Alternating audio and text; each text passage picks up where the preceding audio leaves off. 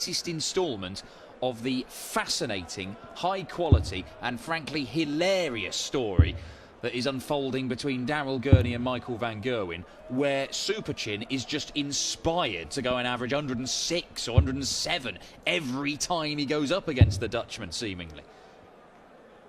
It is on a knife edge, this one. They have both made a very strong case. Rob Cross is averaging more than 100 for the entire tournament. He's playing brilliantly. It's the best Euro Tour I've seen him play in years. But Daryl Gurney is finding ways to win. He's won 4 games this weekend. He's not a seeded player. In 3 of those games, he's had a lower average than his opponent, but he's found those crucial shots just when he needs them. And that is the mark of Superchin, the major champion. He does that kind of stuff. One of the few people to beat MVG in a major final on TV, of course. Will we see yet another Superchin Mighty Mike game? Or is it going to be voltage? Daryl to throw first. Game on. Paul Nicholson alongside me. A man who knows a thing or two about winning Euro Tour semi-finals. Yeah, I've won a couple of them. Yeah. MVG and Wayne Jones was the other one in the Netherlands in 2012. That was a good performance that against Wayne, actually. I averaged over 100. One of those rare occasions. Yeah. But this has been a great tournament. I have to say, I hold this tournament in real esteem. I think because of the history of it, there's a lot of European Tour events that have, you know, the same sort of names, but this one, German Darts Championship, you talk about this tournament with some people of my ilk, they think, oh yeah, I remember Halle, I remember Berlin, I want to play in Hildesheim. This thing has got a home now, and this is where we should be for this tournament all the time. Well, the crowds have been absolutely spectacular this weekend.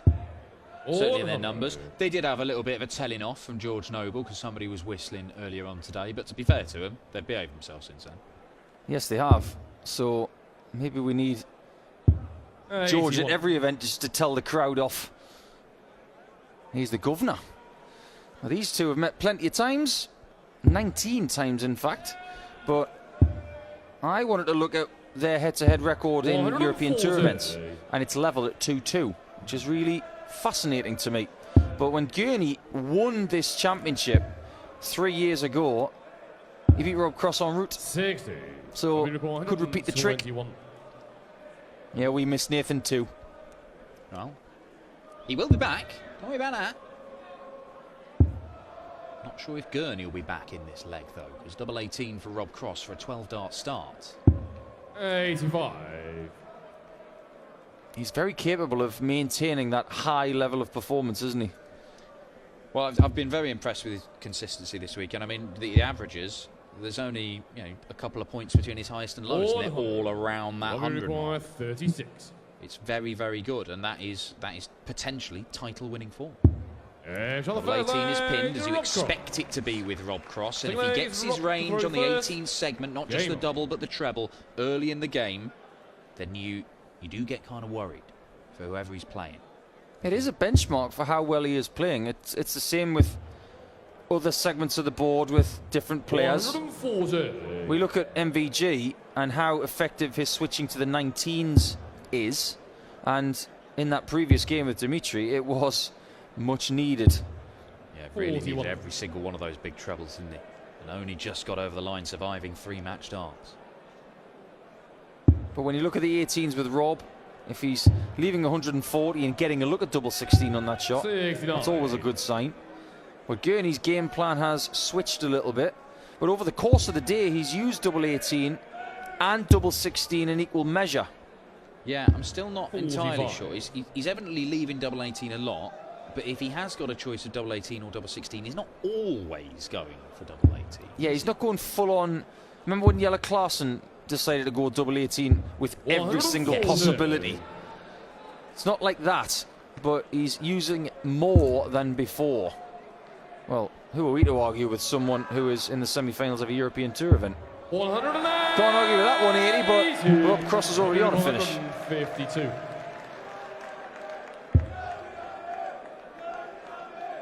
He's no stranger to Euro Tour semi-finals himself, Daryl Gurney. He hasn't got the kind of record that MVG has. Obviously, who has? He's only won a couple of his 8 Euro Tour semi-finals, but to be fair, he has lost 3 of them too, Michael. 108. Well, back-to-back 180s for Daryl. Robbie required 52. Making this leg a bit more interesting. For how much longer?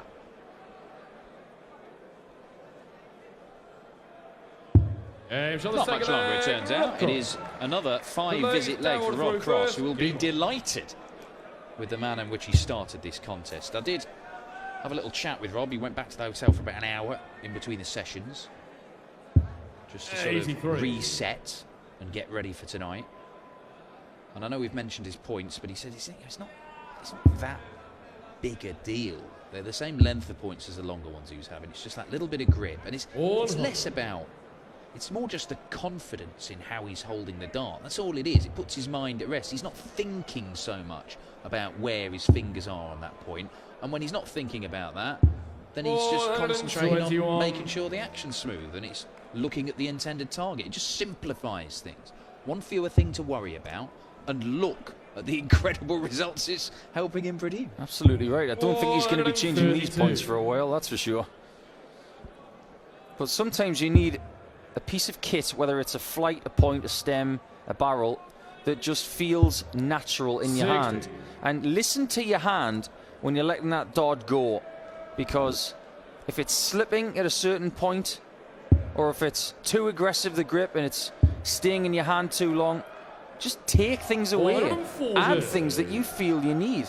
Don't be afraid to make those microscopic changes, because they can make a huge difference. Daryl Gurney. 125.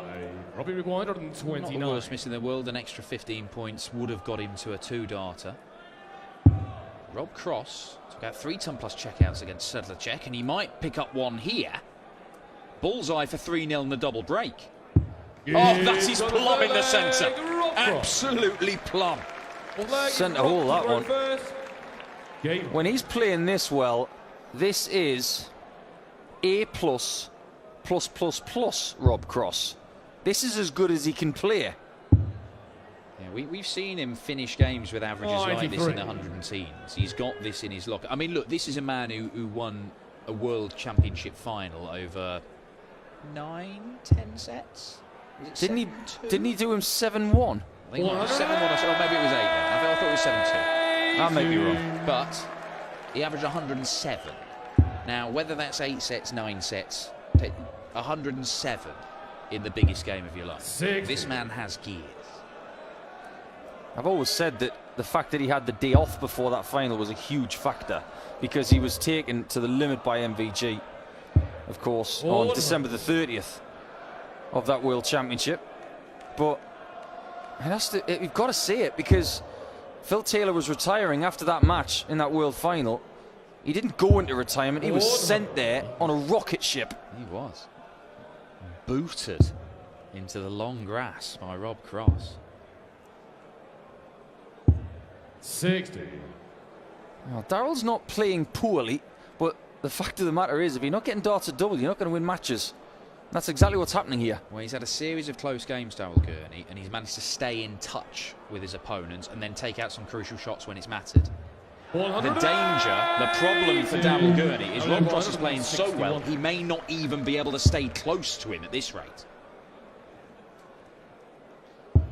Had a 164 a little bit earlier on against Johnny Clayton. Did Daryl Gurney. Can't bank the 161. So this is firmly in the wheelhouse of Rob Cross, regardless of whether he gets the 60 or not. 16 for double. It's a nice open bed. And he is hitting absolutely everything.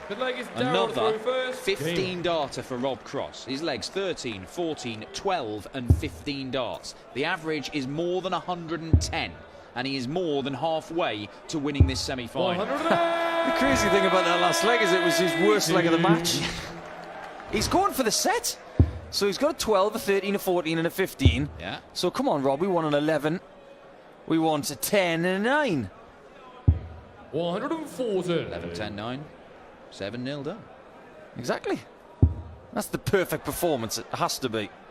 And all you need after that is the 9-darter being 3 167s. Yes. 100. Rob Cross picked up a couple of titles last year because look, at this point of the year last year he was struggling. You know, he admits he was struggling. He wasn't really enjoying it. It was another Premier League campaign where he was getting no change out of it. But the European Championship completely changed things. He was playing a little bit better going into it.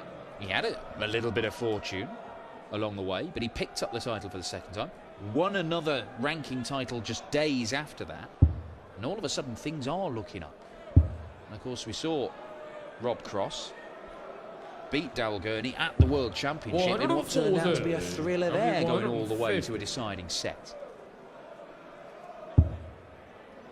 The problem for Gurney still is that he hasn't had a shot at a double. And the way that Rob Cross has been playing, you expect him to hit this 81. Is he going to go for the 45 here, Dan? I don't think he will. He doesn't. 12 segment now. Double 13 for a 12 darter. Another break. 5-0. Oh, finally a slip. Only requires 16.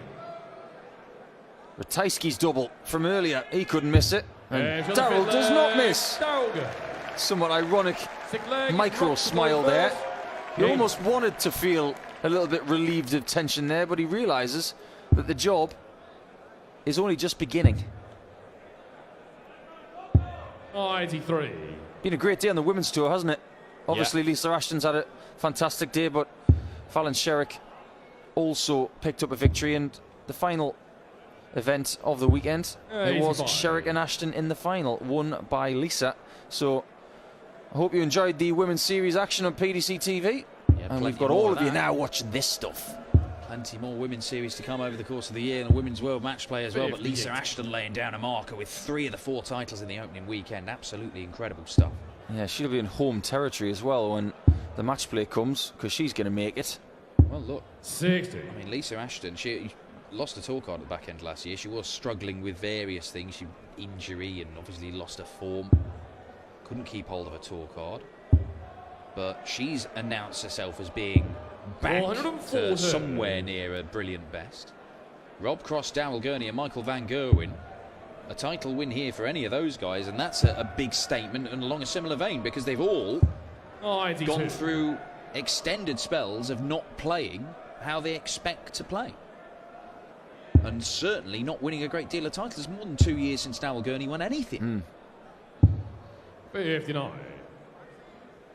Look at the matches that these guys have had in the past, and they rack up so many memories. You and I, Dan, have talked at length about Daryl's probably career best performance, which was against Peter Wright at the match play. And the guy played after that was Rob Cross, where... And a guy who was beating pretty convincingly for a while. Hang about, Rob Cross. 54 off, leaves 97. Treble 19 for tops. Can't get it, but he is forcing Daryl Gurney to do something spectacular here. Only 164. Well, he did it earlier. Why not now? That's why. Yes. 27. He's got a lot of fans here, Daryl Gurney, that's for sure. But Rob Cross is all about banking a title here this weekend. 5-1 beckons if he finds double 10 from the left-hand side of the hockey. I'm really shocked he didn't go back to the middle. Just starting to miss. But it does not matter in this particular instance, because he is going to get more chances. 51. I'll be required 20. You don't find Rob Cross on double 10 very often. Maybe we should, because that was pinpoint. He's now within 2 of the final. Daryl to throw first. Yeah, scruffiest leg of the match, but it does not matter to Rob Cross, who gets another one in his favour. He's still averaging more than 105. Yeah, I was going to say that awful 6th leg, which brought his average all the way down to 105. I mean, what's he up to? Well, Daryl Gurney, you get, look, he's been around this sort of 95, 96 average all the way through the weekend. And it's been good enough to stick with his opponents so far and then find some big moments to beat them. But as I said earlier, he's not been able to stick with Rob Cross, and that one didn't stick in the board. Still doesn't count. I think that brought a smile to some of the people on stage as well. If only there were mulligans in darts, right? Unfortunately, that is not the case. Would you change that rule? I mean, prospectively, in sport, we see in cricket and NFL, football, you know, with VAR. I'm not going to go down that road, especially after Newcastle and Chelsea today. But if a dart does not register in a steel-tipped dartboard, would you give the rule a bit of a look at to say, you know what, if it doesn't go in, you're allowed to throw it if it bounces out? No, I would not. Any particular reason for that? Because I believe, and I think we've this discussion has been had many times. You know, lots of people talk about boards and not, you know, they're not behaving right. My darts aren't sticking in the board or whatever. A lot of it is down to technique. 57. Now, if you're just going to give people with techniques that lead to their darts falling out the board, just go after go after go, I think they're getting a sort of unfair advantage, if you like. Yeah, it's a very good point you just made. Just really interested to see your point of view on that one. Gurney's now had 3 darts at a double in the match. Well, it's a nice, comfortable leg is exactly what Daryl get, because he's not been given any breathing space at all in this game until this leg. There, just a nice, comfortable one. Win it by 150 points with Rob Cross not even thinking about throwing at a double in that leg. But the thing is, Rob Cross could afford not to, because he can be thinking about holding his throw in the next and moving within one of his 5th European Tour final. You do find that some players will think about just serving it out when they're given the start. But there is a danger in that. MVG's talked in the past about losing concentration when you've got this big gap. I've used 2 words a lot over the last few weeks: maintaining intensity. And with Rob Cross, he had intensity at the start of this match, but you can visibly see that things are a bit more tepid up there now. So he needs something to happen, maybe a maximum or a big approach shot like a 174. That'll just get the juices flowing a little bit more now. Yeah, any shot where he can just you'll see him do it. He'll be looking over to his manager Rab and he'll bounce up and down. He'll try and get that energy, get that adrenaline pumping.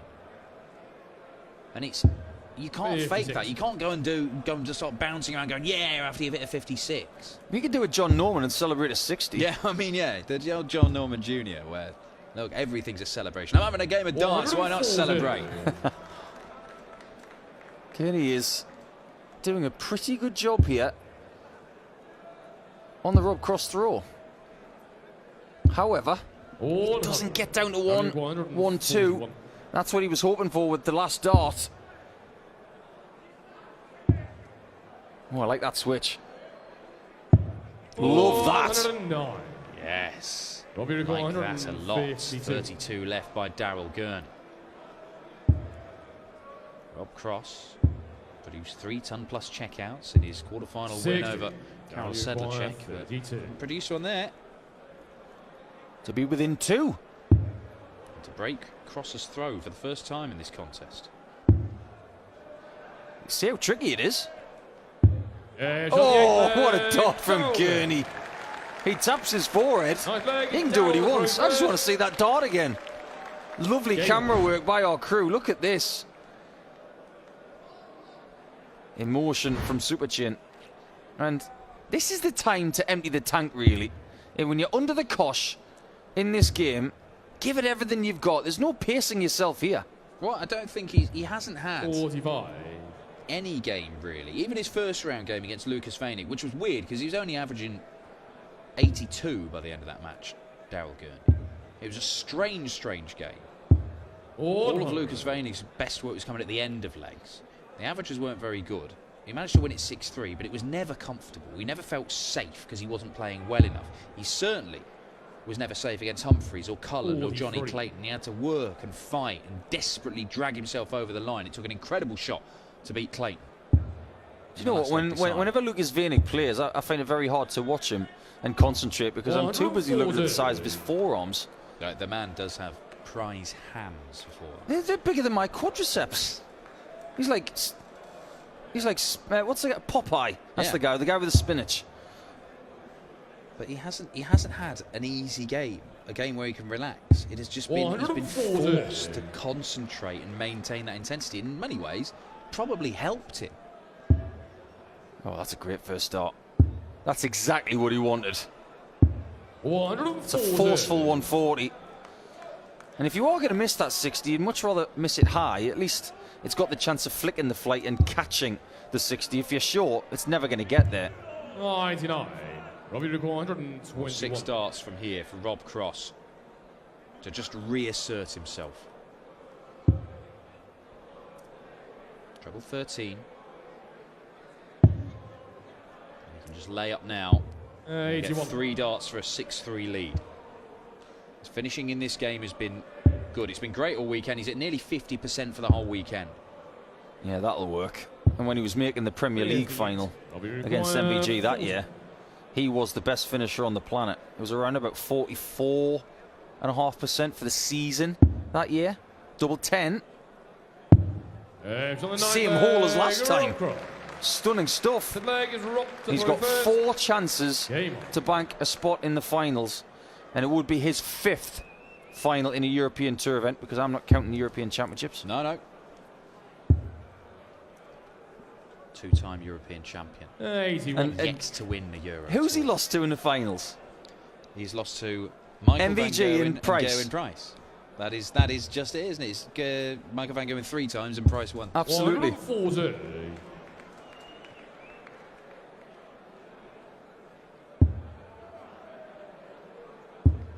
It's going to be Michael Van Gerwen again if he gets through. 85. But he should hold no for. Look, basically, compared to when he was playing Michael Van Gerwen in those finals, Michael Van Gerwen is not the dominant force he was, and Rob Cross is getting back to somewhere near his best. I don't think he's there yet. He's not consistently winning titles like we saw when he first broke on the scene. 100. But he's certainly playing better, and he's looking more dangerous. There's a small part of me that wants to see MVG versus Cross right now, because it'll remind me of the greatest game I've ever seen live, which was that semi-final at Ali Pali. I couldn't sleep that night. It was that good. Couldn't sleep last night because he finished in the morning at some point. Yeah, it was after midnight. Oh, hang about.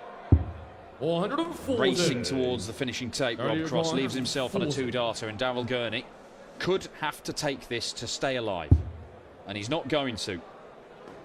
And Rob Cross, who usually gets the better of Gurney, did do at the World Championship, famously did so in the match play semi-finals. He's looking to do so here and set up a showdown for the final with Michael Van Gerwen. Double 19 for a 7-3 victory.